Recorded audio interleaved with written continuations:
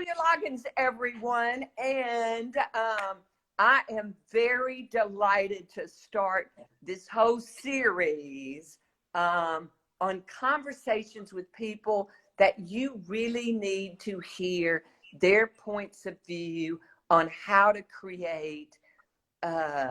Look, Julia's just written a book that is spectacular called Creating Revolutionary Health and Beauty. And there you go, revolutionary beauty.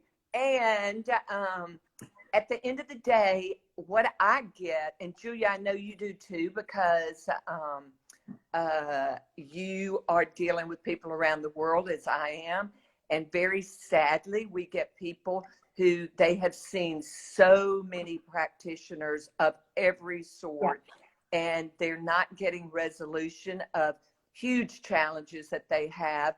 And part of why you and I are committed, and all the other people that I'm going to do this with, and we all need to be doing this on a regular basis, is to try to help people understand what's wrong with them, why do they have it, and not only are we committed to prevention, reversal, optimal health, quality, longevity, all the things that we dedicate our lives to, but we're also trying to help people with these conversations figure out how to help themselves, how to, when they go to other practitioners, hopefully get better resolution locally. So the reason that we started with Julia Squared, as we like to say, Julia times two, is because it all begins, as you and I both agree, with the gut. And there is no one, and I want you to give a little bit of information more so than everything that's online. First of all, your website is? JuliaLoggins.com. Easy. Okay. And number two is, I want to input further that there is no better fund of knowledge than you get as a practitioner than if you have had to transcend yourself. Yeah, for sure. All the challenges that from very young in life, you had significant challenges to the point that they didn't think you would have lived past your teens. That's right. So exactly. Give us a little input. Most of my first 17 years in the hospital, dealing with environmental illness, life-threatening asthma, rheumatoid arthritis that they said was incurable, bleeding ulcers, migraines. I was crippled. I couldn't breathe. So I was sent to, I'm almost 67. So I was sent And look how fabulous you look. Speaking of revolutionary beauty. And I have also been a patient at Dr. Hunter's for 15 years. So, you put the two things together and you actually can turn the clock back, 2 decades, just like you always said. So, which for me, it's just a miracle every day that I'm here. Thank you, God. I'm here, I'm alive. And it's like I love your motto, if you're breathing, you can heal. Correct. That's Dr. Julia Hunter's motto. If you're breathing, as long as your heart is beating. That's right. Because, what the doctor said is I would never recover. I wouldn't survive. And I was sent all around the country to different experimental drug programs. That was like the favorite thing in the 60s. I'd like to say that things have completely changed. They have not. So, because I see patients every day who are dealing with the same things I had and are also told they will never heal. And you add on top of that incredible levels of stress, trauma, emotional, anxiety. Yes, the whole emotional stew on top of that. So, for me, saving my own life, is always my most authentic credential. And I was just lucky enough to find a medical doctor, someone like you, that, 1 in a million, that told my parents, if we don't get her off of all these drugs, she's going to die in a month. And they said, oh, no, the doctor said these drugs are saving her life. And he said, they're killing her because she is so toxic. She is dealing with such high levels of toxicity that her body just can't heal. So we just started to, you know, we started to deal with natural foods and eating organically and addressing my gut issues, which of course had not really functioned in, And liver. honestly, I don't really, and my liver, which was so toxic. Until I took a digestive enzyme with hydrochloric acid, I can tell you, I don't think I ever digested anything. So let's talk about, because look, what we're trying to do here is teach people, share our wisdom, how to and why. In other words, so a stepwise thing. And let's talk about first and foremost, look, Julia Loggins is probably one of the most knowledgeable colonic therapists that I've ever encountered. And I deal with a lot. And whenever, and part of what we're doing here is we're discussing things as if we were discussing a patient that I had sent to you or vice versa.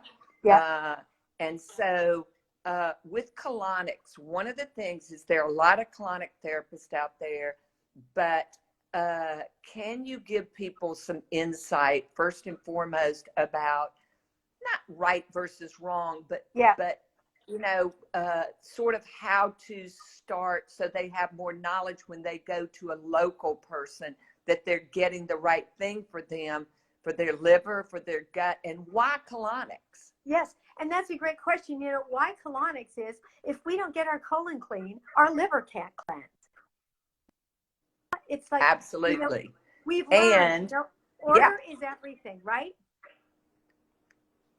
Yeah, so we can't, you know, we can't cleanse our livers will not detoxify if our colons are impacted, and everybody's is, because we're dealing with processed food, stress, environmental, you know, chemicals that our bodies were not developed, they weren't designed to deal with. So a colonic should be an extremely comfortable experience. You should feel completely safe and, you know, in a safe space with your practitioner. And they're not only are they comfortable, but you should feel like you're on cloud nine after, because after all, our serotonin, which is that neurotransmitter that makes us feel happy, is made in our gut. So when you get a colonic, it's just this huge boost of serotonin. So people leave feeling very balanced in their nervous system. And so talk for a second about, because you and I, you've certainly up-educated me about when you first go. Okay, number one is, look, I say to people from a skin point of view, you'll never have good skin if you're not having a bowel movement at least once a day without thinking about it, That's if right. not twice a day. Okay, right. And you can chime in on that. But also from a health point of view, look, it all backs up into the liver, and the liver is the primary enzyme of detox. And so when people first start with the colonic, and you and I both have people who, no matter what we do, they're still not having a bowel movement every day without thinking about it. Right. Okay, now when we travel some, you don't always do that. But how do they start? What's the right one to start with? Because we all know there's you know, people come and they say, oh, do you want to have a coffee colonic? Do you want to have this and that? And you have taught me. And so let's teach people first and foremost, what do they start with? Yeah. And coffee is a really powerful cleanser for the liver. And I do use coffee in my colonics, but I don't ever do it the very first time I see someone, because, you know, we go slowly. You know, this is a marathon, not a sprint, this whole healing journey. So I always start slow with someone. And the other thing that I always tell people who, you know, when they're looking for a colon therapist or they're getting their first colonic, it is not supposed to feel like you are being filled with water until your head is going to blow off. Now, it's a safe procedure, so luckily you can't get hurt. But that's not the point. It's not liposuction of the colon. We are actually, your colon is doing the work. So this is taking your colon to the gym. My machine is not doing the work. Your colon is doing the work. It's pushing the water out. It's getting the muscle tone going. It's waking it up. It's, you know, our immune system, 80% of it resides in our gut. So that pulsation process just says, wow, the immune system is like, it's awake now. It's awake. And this is very gentle. And so I use small amounts of water.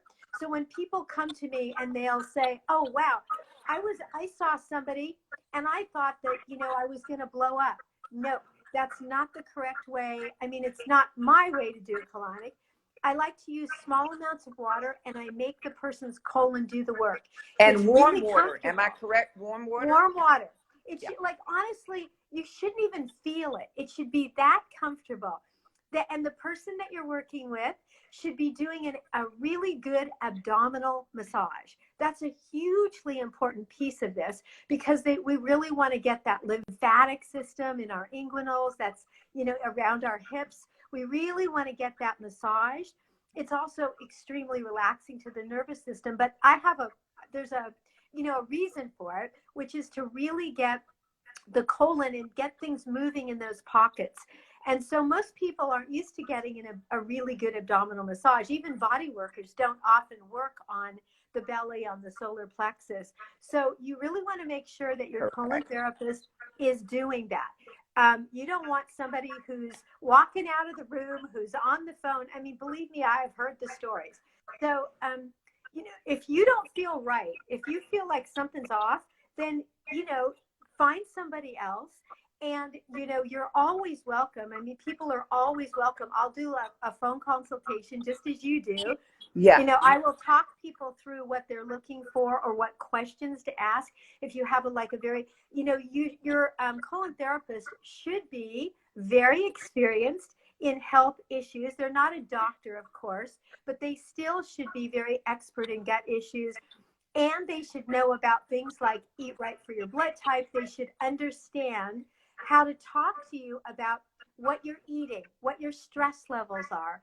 And during a colonic is a time when, you know, what bubbles up to the surface are all those emotional things that, you know, are kind of floating around down in there that are maybe driving some stress. And it's just, they just come up to awareness. So that's just all part of the procedure.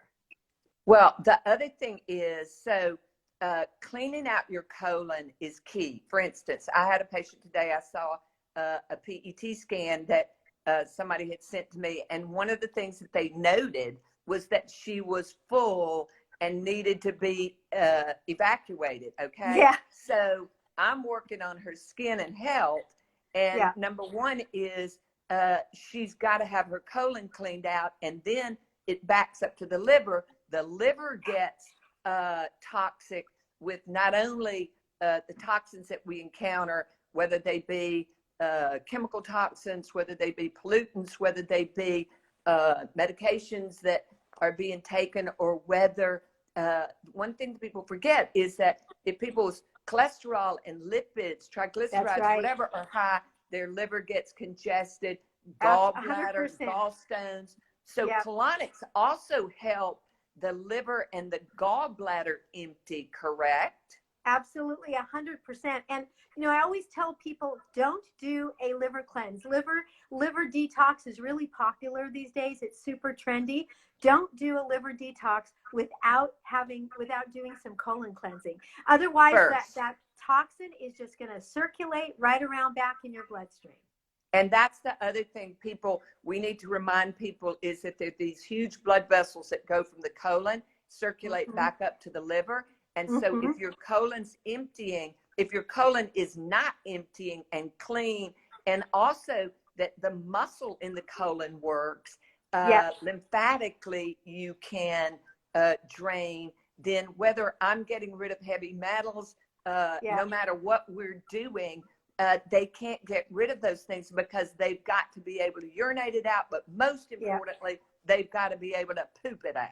That's right. They have to be able to move it out. It has to be able to get out of their body. And, once people start doing it, because it's not something most of us have had, a lot of experience with. I mean, colonics have been around since the beginning of time.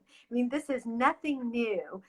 In fact, I have a client who's an archaeologist who he saw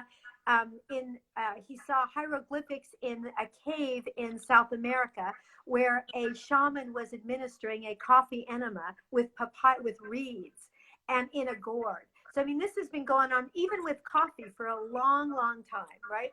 So And one of coffee, the questions, so one of the questions, hang on, I'm looking at the questions and trying to get this in as well. One of the questions is, how often do people get a colonic? And that's an important question. That is an important. So when I see someone, I always tell someone, you're always welcome to come in just to have a one-shot experience, but that will not heal you. It's just like you can't go for a run one day and all of a sudden the exercise quota is done for your life. It's a beginning. But I like to see people in the beginning, once a week or once every couple weeks for like between 3 and 6 times, depending on how impacted their colon is. I mean, I see even thin people can have 20 pounds of waste packed in their colon. It's incredible. And until they really see that sludge moving through the tube of my machine, they just can't believe that is in there. And it is in there. And then, how can we really function optimally? I mean, we all know the story about how much sludge Elvis Presley had in his colon, like 50 pounds, right? In fact, his actual cause of death was constipation on the coroner's report. Oh, well, so let's talk about this. Oh, my Lord. And, that people don't realize, and again, this is why we're starting here with gut health, is because, and apropos of the skin and health, whole body health, if your colon is not clean and moving, so getting a colonic, every so often, going to the bathroom. And I mean, that's something I'm focused on, you're focused on. But the other thing is, so you start with warm water and then ultimately you move on. Part of the reason you're massaging is because it's helping. And we both see people who they've got longer colons. The colons are not, the peristalsis, the movement's not that often. So That's right. For clear skin, this is critical. Now, it's let's critical. move. I mean, Mae West wrote in her autobiography that colon cleansing was her absolute secret to her skin. I mean, that was her big thing, is colon cleansing. And, they didn't have Botox or any of the things that we have now. That's what she had. And she credits the fact that she had no wrinkles to her colon cleansing. I mean, that tells you how dramatic it is when, after all, our skin is the largest organ of our body, right? Right. Yeah. And decreasing the risk of disease, because you also have to think, as we go down the path of life, if all those things are in your colon on a regular basis, and then I want to veer to, okay, you increase that risk of disease, colon cancer, etc. Never mind aging, joint diseases, every disease. But the other thing I want to veer to, because this is a huge issue in the world, is, look, parasites. It's one of the things, and sushi. Everybody hates me because I say, oh, you shouldn't eat sushi, because you deal with people and their blasto, they're all sorts of parasites, which, so talk about that, what you see with that sort of thing and what it does to their skin and health and what they report about their gut. Oh, absolutely. I mean, I'd say that, most of the people we see have parasites, and I feel the same way about sushi. I don't eat it. I'm an O blood type, so I get plenty of protein, but I do not eat raw fish. And it's full of heavy metals too. Mercury, it's full of heavy metals. Yeah. I think there was probably a time on the planet when, it was edible and indigenous tribes could safely eat it, but we are not there anymore. And so Sadly, we have to treat ourselves differently and, and deal with things differently. Right. But I see people with lots of parasites, and colonics are really a key in parasite cleanses, because you really want to move those toxins out of your body. You'll be so much more, comfortable. I mean, parasites cause all kinds of things that people don't realize they cause. Besides skin issues, rashes, gas, bloating, headaches, depression, people don't realize they cause a whole skew of anxiety and depression, emotional issues. I mean, I've had so many people throw away their anti-anxiety or antidepressants after getting their gut fixed, because, we know that if our guts are not working right, our emotions aren't either. Well, and also just to remind people anatomically, physiologically too, that those parasites get in your gallbladder, they get in your liver, they sit up next to the valve between the appendix and where the colon and small intestine join, and increase the risk of appendicitis as well. So it's not that we are naysayers. We don't like to say no to people, but at the end of the day, raw fish, you can eat vegetable sushi, you can eat seaweed sushi, you can eat, but it's the raw fish nowadays that's just not safe to eat. And we, again, are dealing with all the symptoms that people have. And that's why we like to educate people. Now, somebody asked about smoked salmon. Smoked salmon is fine because it's cooked. Yeah, that's right. I mean, and it's and cooked. you can ask, when I go to the sushi bar, I'll ask them to throw a piece of sashimi under the broiler and just serve it to me cooked, So, you can and still it go and have, vaporizes the heavy metals as well. Yeah. Yeah. Okay, so then let's go to the upper gut, okay? Let's talk about, number one is, yes, everything's got to be moving out of there. But let's talk about the symptoms, what your recommendations are, because, look, everything's an art as well as a science. What your recommendations are, what products you are recommending. And you've got some excellent products for gut health. And again, from gut health comes, number one, food is your number one medicine. Gut health is imperative. If you're going to have good skin, slow down the clock, be healthy as much as we can help.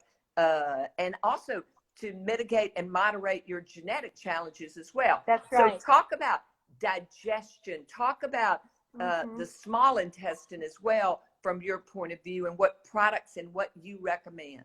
Well, the small intestine has gotten a lot of, it's in the news a lot lately because everybody seems to have SIBO. That is the new, that is the illness du jour. Yeah. So, leaky gut and SIBO. Now, leaky gut just means inflammation of the gut. Everybody's got it. SIBO, most people have it.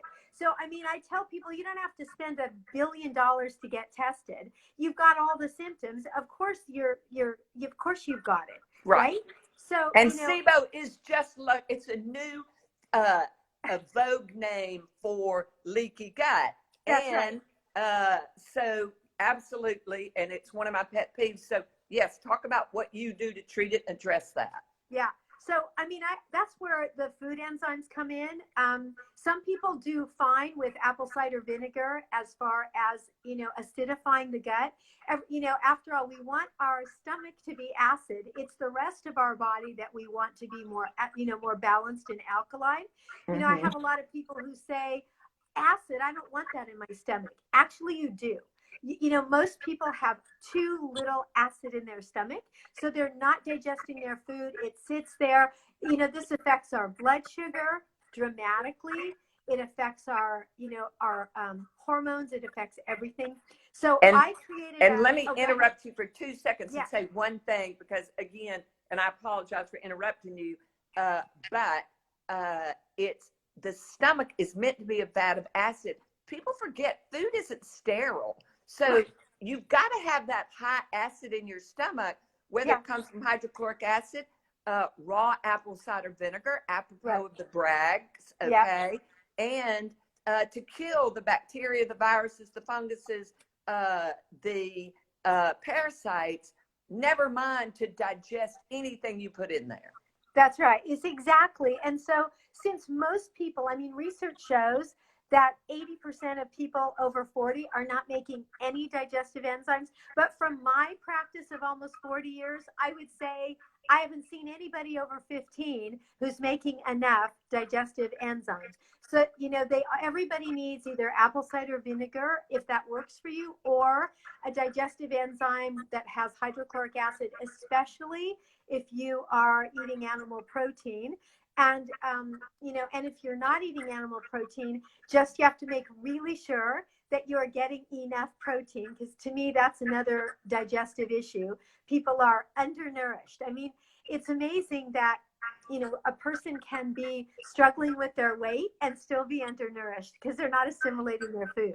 Right. Well, let me also, one of the things I say to people, and I'd love to hear you comment on that, and we're going back to this because I keep interrupting with apologies, is I tell people they should always be looking at their bowel movements to make sure they don't see any undigested food in there, because if they have undigested food, it means that they need more hydrochloric acid. They're not digesting. So I try to teach people to do that. That's a great idea. Yeah, it's really true. I mean, when we're doing a colonic, we can look in the tube and, we'll see pills. I mean, if I had $1 for every pill that I saw go through that tube hole, we would be doing this from like my own island. Absolutely.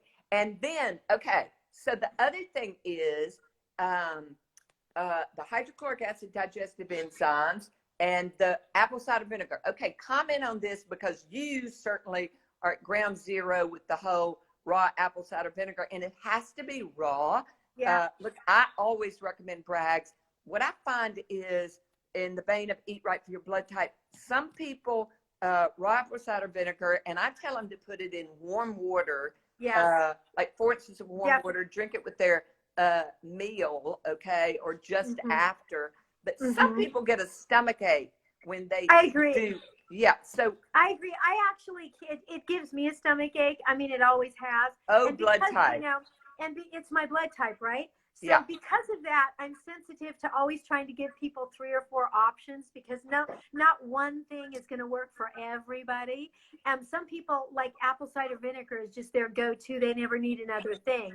But if you're one of those people that it doesn't work for, then you may be a person who needs a digestive enzyme. And I created a really low dose one, because some of the ones in the health food store are such a high dose that when people use them, it gives them acid reflux, and then they freak out and just throw the whole thing away. So I created something that's just a more normal, I call it a low dose because it's a normal dose. So it's not going to be an overloaded acid. It's just exactly the amount that you need. And to me, that makes a big difference.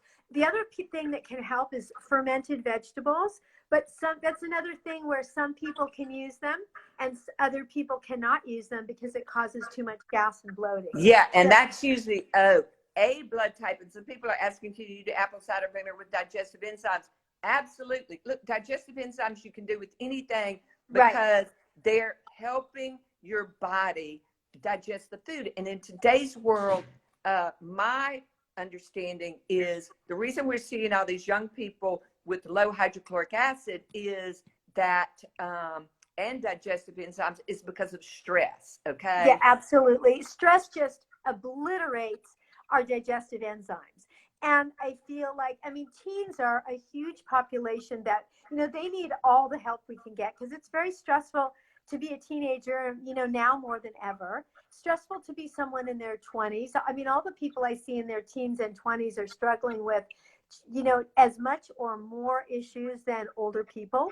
So, and then of course, as we age, we tend to make less of all of those secretions. Super important to use. And if your thyroid's low, if your thyroid, exactly. If your thyroid is slow, that's another thing to be supplementing every day.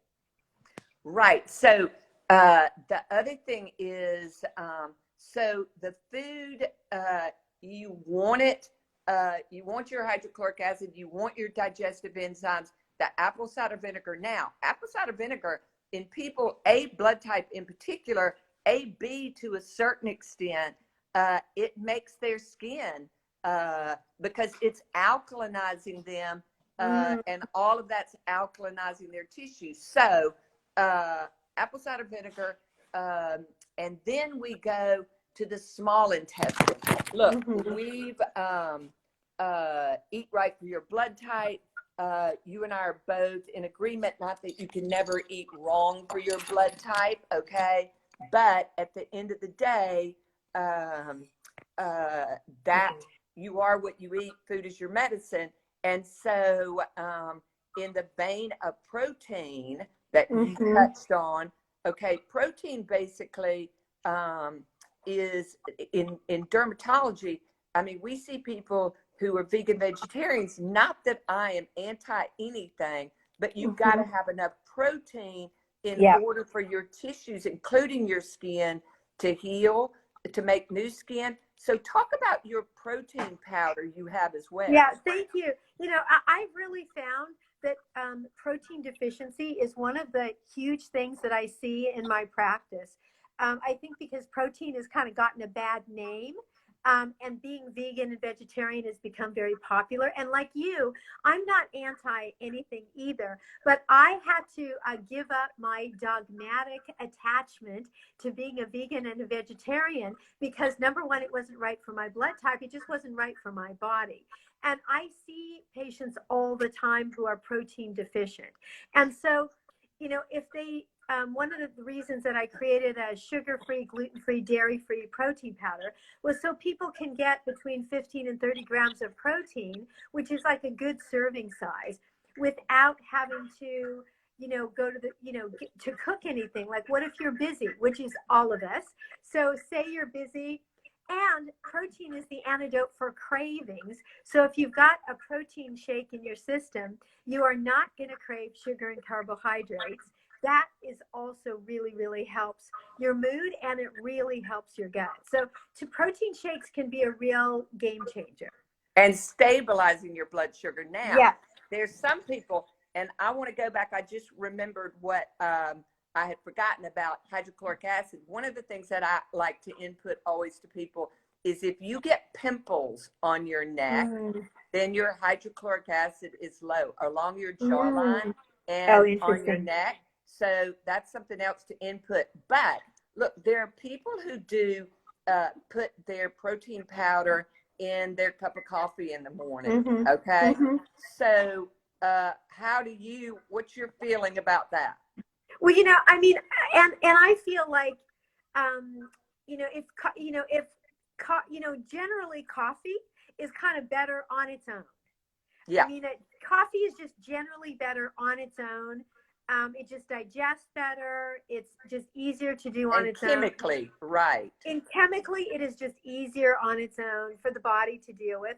But I also feel like if that's your moment to get some protein, I definitely say, you know, I'd say to somebody, you know, have your cup of coffee if that's what you enjoy in the morning, and it also works for you, especially if you're taking Dr. Hunter's adrenal supplement, because I have a lot of clients who couldn't drink coffee until they got their adrenals balanced.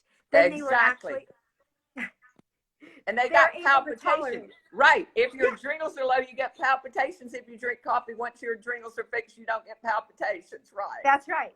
Yeah, that's right. So now, the same thing, go ahead. Oh, no, you go ahead. So the other question is, and you being the expert on all of this, is some people say that coffee opens the valve between your stomach and your small intestine. So you should not drink that when you're eating or around eating, okay? Because then your food doesn't have time to be exposed to the hydrochloric acid in your stomach and digest. I totally agree with that. In fact, I don't think that people should be drinking large amounts of anything while they're eating. We don't want to really dilute those stomach acids with, you know, huge glasses of water. I mean, I'm big on hydration because I think it's also has so much to do with our skin quality and keeping our colon's quality, keeping our colon hydrated. But it has to be, you know, before you eat or after. You know, I've even had people who love soup and they don't understand why they're having such huge digestive issues, because it seems like soup is so easy to digest. But when I hear about what the soup has got in it, everything but the kitchen sink and a ton of liquid, of course, so they can't digest it because their juices are being diluted. Right. And a lot of people will tell you that after they eat soup, they get gas. And the reason is because it has diluted their hydrochloric acid. That's right. Exactly right. And also, I input too that people, when they eat things and they get a pimple one place or another, it's usually something that's not right for their type, or they didn't have the hydrochloric acid, whether it's just a pimple here, because again, they're sensitive, not necessarily allergic to those things. Right. Exactly. That's right. Okay. So the other thing is small intestine, and talk about what products, what do you tell people? Okay. Let's have some Julia Loggins experience input on how you tell people to eat, how you tell them to intersperse it during the day. Give us some insight on not only the products, but everything else that you tell them as far as they feel good eating. Some people don't feel good when they eat. Yeah, which is a lot of people. I mean, I know because I was one of them. A few things that can help a person who does not feel good when they eat to feel okay when they eat, besides apple cider vinegar, digestive enzymes. So one of the things could be saying goodbye to raw food for a while. Raw food is very hard to digest. It's super trendy too. I mean, I was trained at a raw food institute, but it's different than green juices, which are more digestible, or even freeze-dried powders or tinctures. But, you know, people have an idea that they're going to eat this huge salad and that's healthy for them. We are not cows. We do not have 7 stomachs. We aren't made to do that. So, I mean, I tell people, even if it's not that popular, you may have to just drop the whole raw food thing for a while and eat your vegetables steamed, stir-fried, baked, you know, grilled. And then the other thing that can really help is food combinations. And, you know, not eating a carbohydrate with a protein, not eating fruit on top of everything. I write about it in my books, and there's lots of books that are written about, you know, food combining. It's simple once you learn it, which is proteins do not go with carbohydrates. And that's sort of the common in every ethnicity. You know, it's eggs and toast. It's baked potato and steak, right? Yes. Or so rice. They don't digest together. And for people with sensitive digestion, which these days is most of us because of the stress we're dealing with. So you put those two things together. And I've had a lot of people heal just by combining their food correctly. Another thing is nuts are a really popular snack. Nuts do not work for everyone because they have an enzyme inhibitor in them that keeps them from being digested.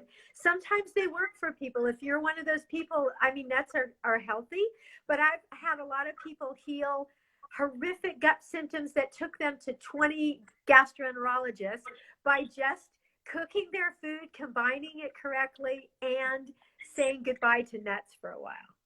Right. Well, the other thing is, I mean, people need to be conscious about when they eat, what makes them feel good, what doesn't make them feel good. And do you agree or have commentary on it's better to eat more, you know, not huge meals. It's not always possible. But for instance, the Germans taught us forever ago that at night, your stomach likes to have cooked foods. And if you're going to eat anything raw, it should be during the day when you have more time. But nowadays, that doesn't necessarily apply because of all the stress. People's adrenals are low, their thyroid's low secondarily, then their body doesn't make hydrochloric acid, doesn't make the digestive enzymes, their gallbladder doesn't work.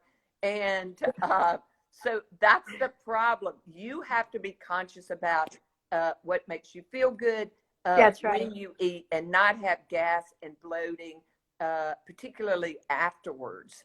That's exactly. Yeah. And keeping a food diary, sometimes people really like that. They start to see patterns. I mean, some people enjoy that process of keeping a food diary. Um, food allergy tests can be efficient, but not always. I will say though that American wheat is can be really a serious problem, because American wheat, and I'm saying American because it's mostly GMO'd, even if it may say organic, and that means it's impossible to digest. Has 100 times more gluten than the wheat our great grandparents ate. It's not even the wheat that people get when they're in Europe. How many clients do you have that can eat wheat in Europe, pasta in Italy, and cannot do it here? Right. Well, part of what my understanding is, and again, be interested to hear what you say about this, is that it used to be they put the wheat in with they proofed it for 24 hours. Now they proof it for an hour. And yes, they grow wheat faster. And so there's more gluten. And yes, I see more and more people who aren't genetically gluten allergic, but they're gluten sensitive. Most people, and also, look, I'm sure you see people who get hemorrhoids when they yes, all the time. Rectal itching. All those things are gut allergy symptoms. And what other gut allergy symptoms, whether they're true allergies or just sensitivities, what else do you see? That's a good, I would say, I'd say that a person is sensitive to a food if they're not energized when they eat it. So if you want to go to sleep after you've eaten, that meal is not working for you, especially if you've taken a digestive enzyme, maybe it's cooked. That food isn't working, because our food is supposed to energize us. And I've had clients who they feel bad. They felt so bad when they eat for so long that they just take that as just, oh, this is just what happens when you eat. You just feel bad and want to go to bed. That's not supposed to happen. Right. Well, and also a lot of times, especially after lunch, if people eat and are tired, yes, it's everything you say, and low thyroid can enter into that as well. Exactly. So, I mean, the gut, it's all the pieces of the puzzle. The body's an orchestra, and you've got to optimize all the pieces of the puzzle. Yeah. Now, what about celery juice? Look, everybody wants to know about celery juice. Everybody's doing celery juice. Celery versus celery juice. Look, weight loss, if your gut's not working well, you're going to gain weight. You're going to be bloated. Your thighs are going to be bloated. Your cellulite's going to be worse, da-da-da. Celery juice. We've talked about how to eat correctly and some of the things that go wrong. Talk about that, and then also about when people are bloated, and I mean SIBO and gut inflammation. We've talked about why do people get gut inflammation. What do you do about that with the SIBO gut inflammation? Explain that from your point of view, please. Sure. Well, I'm going to first start with celery juice, because yes, everybody's drinking celery juice. Certainly it's fine. It certainly can't hurt you. I mean, I'd rather have people drinking celery juice than a whole lot of other things out there. But really, if you're going to drink vegetable juice, I prefer for people to go for the very dark leafy greens, like, the really dark greens. That's where the chlorophyll is. And that's really what we want to get into our bloodstream, even more than the whole celery thing. Because celery juice is there is no magic bullet. There's no just one shot and then I just do this one thing. And so back to SIBO, because I see people who have been on every medical or alternative protocol for their SIBO. They've taken every medical drug and they've taken every supplement. Even worse, the antibiotics. Even worse, the antibiotics. Watch now as it gets worse. Yeah, and that makes it worse. Of course, it's going to make it worse. Even if they feel better for a minute, but it's going to make them worse. So what I tell people with SIBO, which is that really this is just a symptom. It's not like saying, I have, it's just a symptom of the gut not working. And so it's back to all the basics. and also really streamlining their diet to make it simple. We eat such complicated amounts of food and complicated foods. So I'd say for people to just keep it simple and add things into your diet like bone broth, which is a really nourishing warm soup. It's a liquid, so you drink it on an empty stomach, not with food. It's a great pick-me-up. But I've seen people who just do all the practices we've talked about, and they heal. Their SIBO heals. What I should say is it just heals because that's what the body does. The body heals when we reduce inflammation. And all SIBO is inflammation in the small intestine. Right. And the cells of the small intestine, That's and right. they And those separate cells, because they're inflamed, just like as if that's you right. had rosacea or eczema or whatever. That's Now, right. They're inflamed. let's make people, let's give them comfort and talk about, you know, so they don't get all frightened about everything. One of the things people are asking about, is it bad to eat salad? No, it's not bad to eat salad. No. The more greens, the better. Okay. Yes.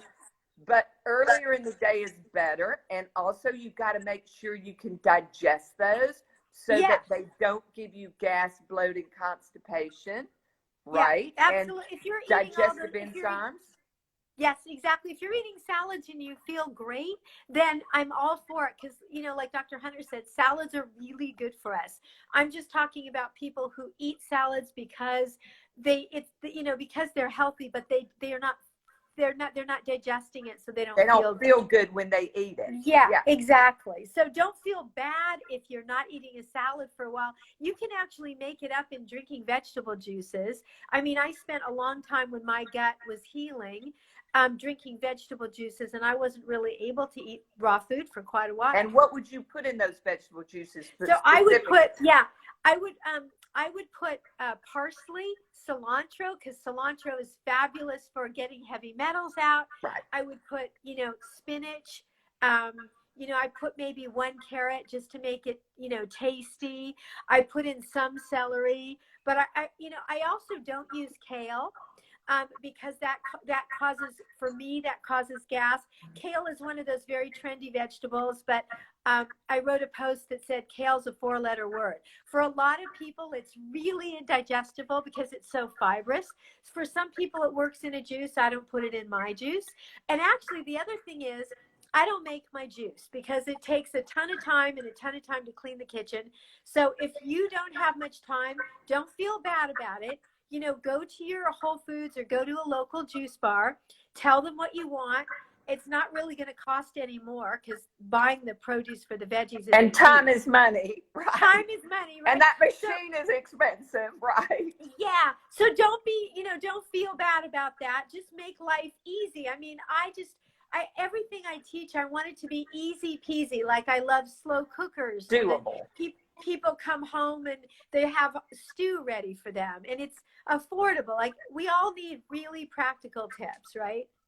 Okay. And also my understanding is the other thing that really helps the gut heal is, being from the South originally, okra. Okay. Yes. Because that gooey stuff in okra is, now there are companies that one particularly that we love that have a really great product. But okra, I try to encourage people to eat okra, find a good way to cook it. You can bake it, but that helps heal your inflamed gut as well. But stopping taking what is inflaming it is step number one. That's right. And aloe vera juice. Aloe vera juice is also a really soothing internally as well. That's another thing that I really like is aloe vera. And things that are very soothing are so helpful. It's all about reducing the inflammation. Yeah, and aloe, great for the skin. A blood type loves aloe. And also, do you use aloe? Look, you're doing Colonics, which is the ultimate cure, but as people are also, during the time that they're not seeing you, aloe juice to help cure constipation, Oh, it's etc. fabulous. Oh, aloe is so fabulous for curing constipation because it's so gentle. So it's not going to create gas, bloating, or any, impulsive evacuations. It's just going to soften everything and smooth out everything. And it's one of my favorite go-tos, for people, because it does the same thing to our insides that it does when we heal a burn. It just calms everything down. Right. And it's a great toner for the skin as long as we're it's a talking about great toner. aloe. Yeah. Okay, so the other thing is talk about what other, look, you have written such a spectacular book based on just a lifetime, a wellspring of experience, Revolutionary Beauty, and then your book before that. The name of that one is? It Takes Guts to Be Happy. Correct. And then there's another one about detoxing. Yeah, Dare to Detoxify, all about cleansing. Right. And so, look, in the vein of detoxifying and antioxidants for anti-aging, because I'm always trying to do as much as possible with one step like you. Yeah. Do you put a little beet or beet greens in juices? Oh, I love beet greens. And one thing I've always done since my early 20s when I was studying with Dr. Anna Hippocrates is wheatgrass juice. I mean, wheatgrass juice was a real game changer for me. And so that's one of my go-tos every morning is I drink actually a big glass. That's the one thing I do make for myself just because I make a bunch of it. And I feel like that really, really has been incredible for my skin. I mean, I feel like that's one of the internal things I do because after all, that kind of chlorophyll is only one atom different than human blood. So it's almost like a transfusion. Right. And then also some people take their wheatgrass, OHI, etc.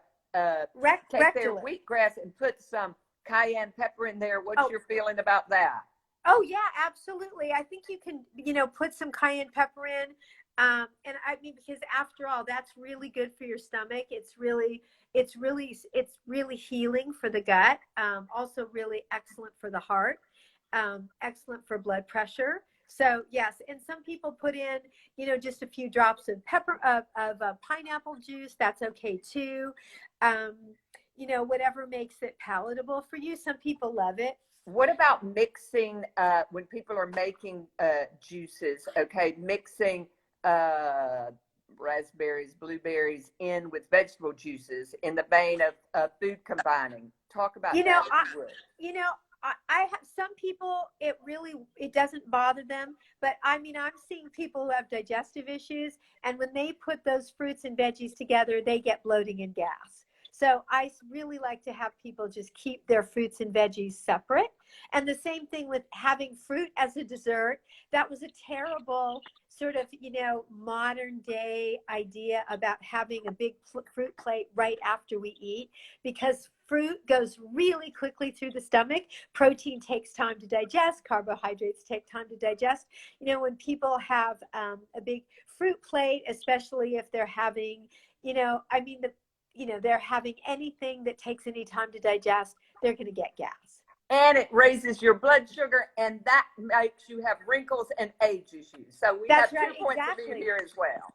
So, yeah, I actually don't eat a lot of fruit. I mean, I don't eat a lot of, I noticed that keeping my sugars down, because there's diabetes all over my family, and I've completely escaped it and have totally balanced blood sugar.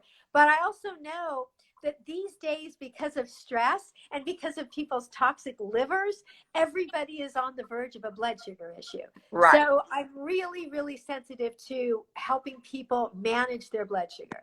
Okay, so look, you as always are brilliant, and it's joyful for me to be able to have this time with you and everybody else, I'm sure. But give us a look in the vein of revolutionary beauty, detoxing, liver. People don't understand about liver detox as well. Lymphatic. Just give us a little overview of, just think for a second, take a deep breath because you know so much. Think for a second about uh, wisdom, best advice that's doable that you would like to give people? Look, they can always do virtual consultations with you. They've got your, they follow you on your social media. It's all on your website, etc. Your products, which are spectacular, and I use as well. The bottom line is, give some Julia Loggins wisdom that's doable, that you can think of, that just comes to mind, that we'll wrap it up with in the next couple of minutes. Well, I'm actually going to steal something from you that you said in the book when you gave your interview for Revolutionary Beauty, and that is, have a happy life. I mean, really, Amen. I think the most important thing we can do is to be here, to be happy. And it sounds cliche. And it's hard. But But, there's nothing you can eat, nothing that Dr. Hunter can put on the outside of your face. Right. That you can't. One of my favorite lines of yours is, I cannot inject radiance into someone's face. And, just like we can't inject joy. So, I feel like one of the most important things is for people to have, the courage to really be willing to take stock of their lives and to not tolerate a complete life of misery, which some people seem to feel that that's just their lot in life. And the truth is, life is hard. There's a lot of stuff that gets thrown at us that we can't control. But the things that we can control, the people closest to us, the work that we do, the way we spend our days. What we eat. What we eat, these are the things that we can control. Step away from the news. Do not watch the news. That is just going to drive up your toxicity and your stress level. Mostly, and your blood sugar. And your blood sugar, right? So, that's one of the keys, along with all of these things, because, when I was growing up and, being so ill, I was always, marveling at people who were healthy, because it was such a, an iconic thing for me to see. And what I noticed is, even almost no matter what else was going on, they were so happy. So, find something that you love and be ruthless about that. And then don't be afraid to ask for help. There's so many forms of help that you can find. And also, it's got to be simple. Just know that if the protocol isn't simple, it's not sustainable. And also, this is why we are doing these. We are trying to, look, I say it's health, beauty, and greater happiness. And greater happiness is another job. It's hard. But if you feel well and or better, okay, if you are happier with how you look, and just by your gut health and eating right, you're going to have that, whether you're doing things on the outside or not. But doing things on the outside, very important from my point of view. But that gives greater happiness. And then, you're the captain of your happiness ship. So as I love to say, set sail. That's why we're doing these. That's why we're doing this. Thank you so much, Dr. Oh, it's joyful. And I hope everybody else got wisdom out of this. We'll have questions that we didn't answer, and you and I will reconvene joyfully in the future. And have a lovely rest of your evening. And to everybody else, whatever time of the day it is, it's such a pleasure. And we will look forward to more. Okay. Bye. Thank you. Much love. Goodbye. Much love. Bye.